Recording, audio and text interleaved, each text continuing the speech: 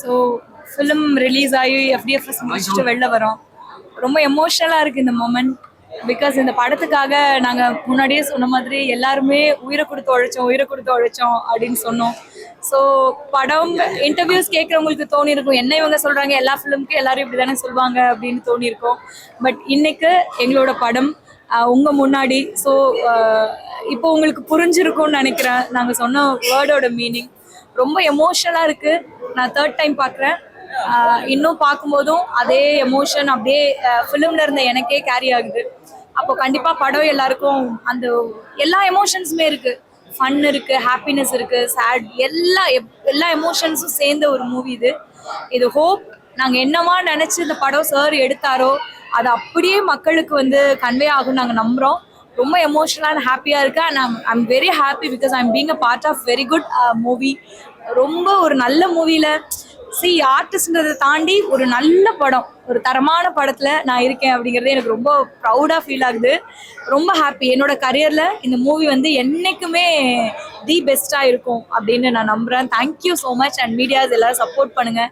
ஒரு நல்ல ஃபிலிம் நாங்கள் கொடுத்துருக்கோம், அதை மக்கள்கிட்ட கொண்டு போய் சேர்த்துடுங்க. தேங்க்யூ. ரொம்ப மகிழ்ச்சியான ஒரு தருணம். இயக்குனர் மாரி செல்வராஜ் ஒரு ஹார்ட் ஹிட்டிங், எல்லார் மனசையும் இந்த படம் ரொம்ப பாதிக்கும். அந்த பிள்ளைங்களாகட்டும், திவ்யா ஆகட்டும், கலை ஆகட்டும், ஜானகி அம்மா ஆகட்டும் வாழ்ந்திருக்காங்க. நிக்கிலா நம்ம வாழ்க்கையில் டீச்சரை திரும்ப கொண்டு வந்திருக்காரு. ரொம்ப ஒரு என்டர்டெயின்மெண்ட் ஃபிலிம். நிறைய இதை நீங்கள் தான் கொண்டு போய் சேர்க்கணும். இது ரொம்ப குறிப்பாக எல்லாரும் பார்க்க வேண்டிய ஒரு படம். இந்த பசங்க பிரமாதப்படுத்திட்டாங்க இந்த வருஷம். இந்த படம் மாரி செல்வராஜ் கேரியர்லேயே one of the best film அப்படின்னு சொல்லலாம்.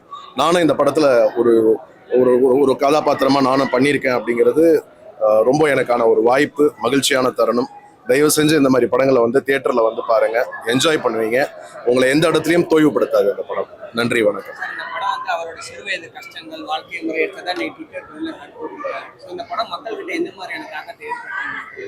நிச்சயமா இது ஒரு உண்மை சம்பவம் அடிப்படையில் உருவான ஒரு படம். 1996 காலகட்டங்களில் இந்த படம் பார்க்கும்போது நம்ம ஒரு சாதாரணமாக ஒரு வாழைப்பழம் சாப்பிட்டுட்டு தூக்கி போட்டுட்டு வந்துடுறோம். அந்த வாழைப்பழத்திற்கு பின்னாடி இப்படி ஒரு வாழ்க்கை இருக்குது, அரசியல் இருக்குது, முதலாளித்தனம், அதுக்கப்புறம் தொழிலாளர்கள் படுற இன்னல்கள், இதெல்லாம் ஒரு மிக முக்கியமான ஒரு பதிவாக இருக்கும். இதுக்கப்புறம் நீங்கள் ஒரு படம் சாப்பிடும்போது இந்த படத்தை மிஸ் பண்ணவே மாட்டீங்க. அந்த அளவுக்கு ஒரு அழுத்தமான ஒரு என்டர்டெயின்மெண்ட் ஃபிலிம். பாருங்க, அவசியம். ஒவ்வொரு படமுமே கவனிக்கத்தக்க படமா இருக்கும். அந்த படங்கள் வரிசையில் இது இன்னும் எந்த அளவுக்கு ஸ்பெஷல் நினைக்கிறீங்க? நான் சொன்ன மாதிரி தான், நிச்சயமா எல்லாரையுமே ஒரு ஹார்ட் ஹிட் பண்ணோம். இந்த படம் நம்மளை ஒரு வாட்டி யோசிக்க வைக்கும், சிந்திக்க வைக்கும். இந்த வாழைக்கு பின்னாடி இருக்கிற வாழ்க்கை இது வரைக்கும் யாருமே சொல்லலை. இப்படி ஒரு வாழ்க்கை இருக்கா அப்படிங்கறது நீங்க இந்த படம் பார்க்கும்போது தெரிஞ்சுப்பீங்க.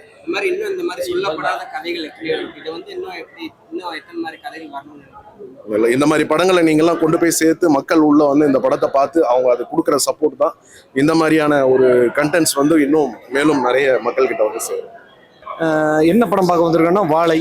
மாரி செல்வராஜ் இயக்கத்தில் வந்திருக்கிற 4வது படம். ஏற்கனவே 3 படம் ஹாட்ரிக் வெற்றி கொடுத்த ஒரு சிறந்த இயக்குனரோட படத்தை காலையில் முதல் காட்சி 10 மணிக்கு பார்க்குறேன். உண்மையிலே படம் அவ்வளோ அட்டகாசமாக சிறப்பாக, அதாவது தென் மாவட்டத்து மக்களோட அந்த வலியை, அந்த வாழ்வியலை இன்னொரு ப்ரொடியூசர்கிட்ட படம் பண்ணாமல் அவர் வாழ்க்கையில் நடந்த சம்பவத்தை அவரே தயாரித்து படத்தை இது பண்ணியிருக்கிறாரு. கதை, திரைக்கதை, இயக்கம் எல்லாமே அவர் தான். சிறப்பாக இருக்குது. அந்த படத்தில் மற்ற படங்கள் மாதிரி, அவரோட மற்ற படங்கள் மாதிரி ஸ்டார் காஸ்ட் கிடையாது. ஒரு சின்ன பையன் தான் படத்தோட மெயின் கதை நாயகனே, அந்த சின்ன பையன் தான். அப்புறம் கலை சார் இருக்கிறாரு, டீச்சர் கேரக்டர் இருக்கிறாங்க. அப்புறம் அந்த ஜானகி அம்மா, கர்ணன் படத்தில் தனுஷ் சாருக்கு அம்மாவை நடிச்ச ஜானகி அம்மா நடிச்சிருக்கிறாங்க. அவங்கெல்லாம் அவ்வளோ அது நடித்தேன் அப்படிங்கிறத விட, நடித்தாங்க அப்படிங்கிறத விட அந்த கேரக்டராகவே மாறிட்டாங்க. படத்தில் கேரக்டர்கள் எவ்வளோ ஃபீல் பண்ணுறாங்களோ அதே ஃபீல் தியேட்டரில் படம் பார்க்குற ஆடியன்ஸும் அவ்வளோ ஃபீல் பண்ணாங்க. ரொம்ப ரசித்து இப்படியெல்லாம் நடந்திருக்கா, இப்படி ஒரு விஷயங்கள் இருக்கா அப்படிங்கிற. இப்போ தீப்பெட்டி தொழிற்சாலைன்னு வச்சுங்களேன், தீப்பெட்டி தொழிற்சாலையோட கஷ்டத்தை வந்து அங்கே வேலை செய்கிறவங்களால மட்டும்தான் தெரிஞ்சுக்க முடியும்.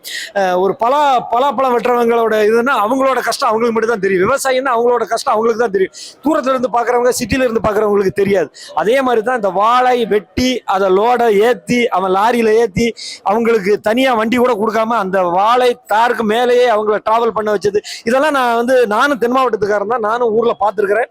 அந்த மாதிரி வண்டியில் வரும்போது நமக்கு ஒன்றும் ஃபீல் தெரியாது. ஆனால் அதில் எத்தனை பேரோட உழைப்பு இருக்குது, எவ்வளோ கஷ்டம் இருக்குது, எத்தனை பேர் இறந்துருக்குறாங்க, எவ்வளவு கொடூரமான விஷயங்கள்லாம் அதில் இருக்குது. தார் ஏற்றுறவனுக்கு ஒரு வாழைப்பழம் கூட சாப்பிட முடியாது, அந்த அளவுக்கு உண்டான விஷயங்கள் எல்லாம் இந்த படத்தில் காட்டியிருக்காங்க. உண்மையிலே தேட்டரில் நம்பி வந்து பார்க்கலாம். Music director Santhosh Narayanan sir சிறப்பாக மியூசிக் போட்டிருக்காரு. பிஜிஎம்லாம் ரொம்ப அட்டகாசமாக இருக்குது. நம்ம மேலோட்டமா கதையே பார்த்துருக்கோம், படமா பார்த்திருக்கோம். அது வந்து ஒரு பயோபிக்னு சொல்றாங்க. மாரி செல்வராஜோட பயோபிக்னு சொல்றப்ப அவர் எவ்வளவு வழிபட்டு எவ்வளவு கஷ்டப்பட்டு வந்திருக்காரு, இப்போ ஒரு நிலையில இருக்காரு டைரக்டர். அப்போ வந்து அவரோட பழைய படங்களை எடுக்கிறாங்க, அது உங்களுக்கு பார்க்கறதுக்கு எப்படி இருக்கு? அவர் இவ்வளவு கஷ்டப்பட்டு இந்த நிலைமைக்கு வந்திருக்காருங்கிற ஒரு. ஆமாம் சார். நீ இன்னொரு விஷயம் என்ன, சினிமாங்கிறதே பார்த்தீங்கன்னா பணக்கார பசங்க மட்டுமே ஆக்கிரமிக்கிற ஒரு விஷயமா தான் இருக்குது நிறைய இடங்கள்ல. அப்படி இருக்கும்போது ஒரு தென் மாவட்டத்திலேருந்து வெளியூர்லேருந்து ஒரு கஷ்டப்பட்ட போராடின வாழ்க்கையில் கஷ்டப்பட்ட ஒருத்தர் வந்து உதவி இயக்குனராக இருந்து இணை இயக்குனராக இருந்து இயக்குனராகி படம் பண்ணி அவங்க வந்து இந்த அளவுக்கு ஸ்டாண்ட் பண்ணி தான் வாழ்க்கையில் நடந்த ஒரு விஷயத்தை எடுத்திருக்காங்கிறது உண்மையிலே பெரிய விஷயம் தானே. ஏன்னா நடந்த விஷயம் இப்படியெல்லாம் நடந்திருக்குமா அப்படிங்கிறத அதுக்கு சாட்சியே அவர் தானே. ஏன்னா அந்த படம் வந்து இது வந்து ஒரு கமர்ஷியல் படமோ ஒரு என்டர்டைன்மெண்டான விஷயமோ கிடையாது. இது வந்து எப்படி தியேட்டர்ல வந்து அந்த ஹீரோ, அந்த பையன், அந்த கேரக்டர்கள் எல்லாம் ஃபீல் பண்றாங்களோ அதே ஃபீல் வந்து படம் பார்க்குற ஆடியன்ஸுக்கும் கொடுத்துருக்காங்கிறது தான் அந்த படத்தோட இயக்குனரோட மிகப்பெரிய பலம். ஏன்னா அவர் வந்து இது வந்து முதல் படம் கிடையாது. ஆக்சுவலாக இந்த படத்தை தான் அவர் முதல் படமாக எடுக்கணும்னு பிளான் பண்ணி வச்சிருந்தாருன்னு கேள்விப்பட்டேன். உண்மையிலே அதுக்கு முன்னாடியே வந்து பரியரும் பெருமாள், கர்ணன், மாமன்னன் போன்ற பெரிய படங்களை எடுத்து அதுக்கு பிறகு அவர் இது தன்னோட சொந்த கம்பெனியில் அவரு ஒய்ஃப் தான் 2 பேரும் தான் ப்ரொடியூசர் நினைக்கிறேன் இந்த படத்துக்கு.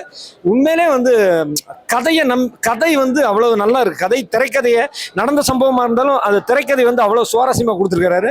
உண்மையிலே எல்லாருமே தியேட்டர்ல நம்பி வந்து பார்க்கலாம். ஏன்னா ஒரு காமெடி இல்லாம இருக்கலாம், வேற குத்து சாங் இல்லாம இருக்கலாம், இரட்டையர்த்த வசனங்கள் இல்லாம இருக்கலாம். ஆனா தியேட்டர்ல வந்து குடும்பத்தோட பார்க்குற அளவுக்கு ஒரு நல்ல ஒரு விஷயம். எப்படி சேரன் சார் படம், மகேந்திரன் சார் படம், பாரதராஜா சார் படங்கள் எல்லாம் தியேட்டர்ல வந்து நம்பி பார்க்கலாமோ அதே மாதிரி இந்த படங்கள் வந்து தியேட்டர்ல வந்து நம்பி பார்க்கலாம். உங்களை வந்து ஒரு 20 வருஷத்துக்கு முன்னாடி நீங்க ஸ்கூல் படிச்ச காலகட்டமாகட்டும், நடராஜ் ஜாமெட்ரி பாக்ஸ் வச்சிருப்பாங்க, அந்த காக்கி டவுசர், அந்த ஒயிட் சட்டை, இதெல்லாம் நாங்க ஊர்ல பண்ண விஷயங்கள். அதெல்லாம் தியேட்டர்ல பார்க்கும்போது உண்மையிலே பரவாயில்லையா, ஒரு நம்ம மாதிரி உங்களோட ஒரு விஷயத்த வந்து டைரக்டர் வச்சிருக்காங்க. நானும் தென் மாவட்டத்தை சேர்ந்தவன் தான். நாகர்கோவில் தான் நாங்க சொந்த ஊர். நாகர்கோவில், திருநெல்வேலி எல்லாமே தென் மாவட்டம் தானே. உண்மையிலே அந்த விஷயத்த எடுத்ததுக்கு வந்து உண்மையிலே இயக்குனர் மாரி செல்வராஜ் சாருக்கு பாராட்டுகள், வாழ்த்துக்கள் சார். இதே மாதிரி நிறைய படங்கள் எடுங்க. உங்களோட படங்கள் எல்லாருக்குமே எங்களோட சப்போர்ட் இருக்கு. வாழ்த்துக்கள் சார். சென்ட்ரல் கவர்மெண்ட் வந்து காந்தாரா மாதிரி ஒரு சாமி படங்களுக்கும் இல்லைன்னா காஷ்மீர் ஃபைல் மாதிரி ஒரு அவங்களுக்கு தேவையான ஆளுங்களுக்கு தான் அவார்டு கொடுப்பாங்க. இங்கே வந்து நம்ம வாழ்த்து சொல்றதே கலைஞனுக்கு ரொம்ப பெரிய அவார்டாக இருக்கும்னு நினைக்கிறேன். அவரோட பயோபிக் மூவின்னு சொல்றாங்க, எந்த அளவுக்கு அவர் எஃபோர்ட் பண்ணிருக்காரு? இது அவரோட அந்த சைட்ல இருக்கிற எல்லாருக்குமே டச்சபிளா இருக்கும். சிட்டி உள்ள இருக்கவங்களுக்கு ரொம்ப டச்சபிளா இருக்காது, அது உண்மையாகவும் இருக்காது. லாஸ்ட் 10 நிமிஷம் தான் கதையில ரொம்ப எமோஷனலா இருக்கு. மற்றபடி இது வந்து கிராமப்புறங்கள்ல நடக்கிற ஒரு விஷயம், உண்மை சம்பவம் தான். ஸ்ரீவைகுண்டத்துல லாரி கவிழ்ந்து 20 பேர்கிட்ட செத்தாங்க அந்த டைம்ல 1999ல. அது பெரிய இஷ்யூவா பேசப்பட்டது. அதுல அவர் நண்பரும் இறந்துருக்கிறாரு அப்படின்றதையும் அவங்க வாழ்வியலையும் ரொம்ப தெளிவா பேசியிருக்காங்கன்னு தான் சொல்லணும். 10 நிமிஷம் தான் ரொம்ப காட்டமா வருத்தப்படுற அளவுக்கு இருக்கு. மற்றபடி படம் வந்து ஆவரேஜா தான் நல்லா போகுது. இது நம்ம சேரன் படம், தங்கர் பச்சான் படத்துல எப்படி ஒரு பசங்களை வச்சு ஒரு ஜாலியாக எடுத்துட்டு போவாங்க, ஸ்கூல்ல நடக்கிற நிகழ்வு அதெல்லாம் இருக்கும் பார்த்தீங்களா, அதுதான் படம் ஃபுல்லாவே சொல்லியிருக்கிறாங்க. அவர் வாழ்ந்த சின்ன வயசு பருவத்தோட கதை தான் அப்படின்றது. அதுல அவருக்கு எமோஷனலான அந்த ஒரு விஷயத்த தான் ரொம்ப தெளிவாக போட்டிருக்காங்க. அது உண்மை சம்பவமா இருக்கிறதுனால ரொம்ப டச்சபிளா இருக்கு அந்த படம். வாழை தான் ஃபுல்லா வந்திருக்கு. ஆனா ஒரு வாழையை கட் பண்ணா மறுபடியும் வளரும் அந்த வாழை. இதுல லாஸ்டா ஃபுல்லாவே வெட்டி விட்டுருக்காருன்னு தான் சொல்லணும். மறுபடியும் வளரணும்னு ஆசைப்படுறேன்.